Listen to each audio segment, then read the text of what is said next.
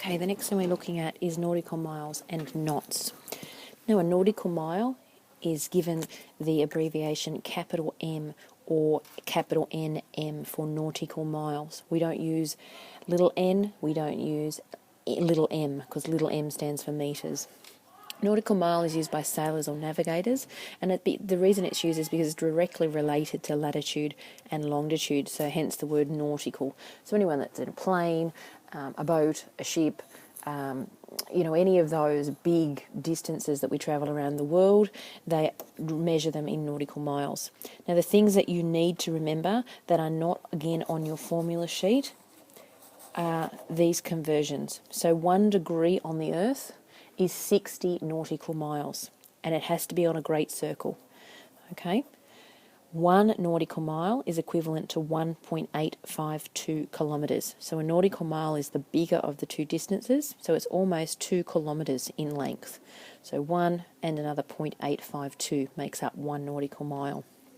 Now, knots is a measure that you often hear when we talk about ships or we talk about planes travelling at so many knots. This is nautical miles per hour.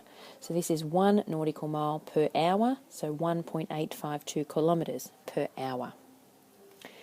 If we have a look at just a couple of quick examples, if I'm going from 355 nautical miles to kilometres, kilometres is the smaller of the units here. So I need to multiply because I'm going to get more of them. What is the conversion between nautical miles and kilometres? It's 1.852. If I'm going from kilometres to nautical miles, then I'm going to a bigger unit. Nautical miles is bigger than kilometres. So hence I need to divide because I will end up with less of my units in the end. So I'm dividing by the conversion, which is 1.852.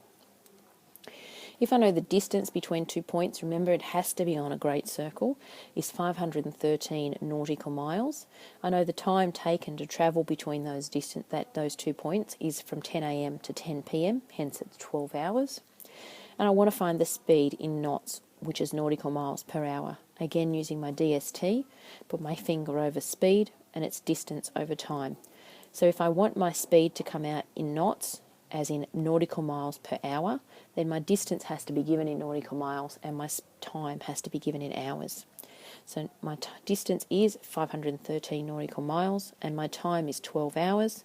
That gives me 42.75 knots. I've already had it in knots and I wanted to convert it to kilometres per hour, then I simply say I'm going to multiply it because kilometres is my smaller unit, so I'm ending up with more of them, and I'm multiplying it by the conversion between the two, which is 1.852, and that will give me 79.173 kilometres.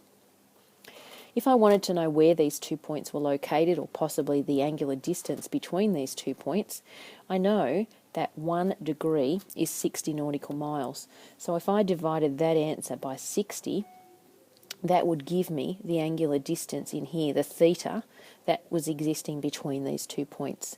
If I knew the angular distance and I had to find my nautical miles, I would be multiplying it by 60. So let's say, for example, I knew that these 2 points were 30 degrees apart, then it would be 30 lots of 60, which would be 800 nautical miles, which would exist between the two. Now remember, distances are going to be great numbers because the radius of the Earth is 6,400. So distances on the Earth are quite large.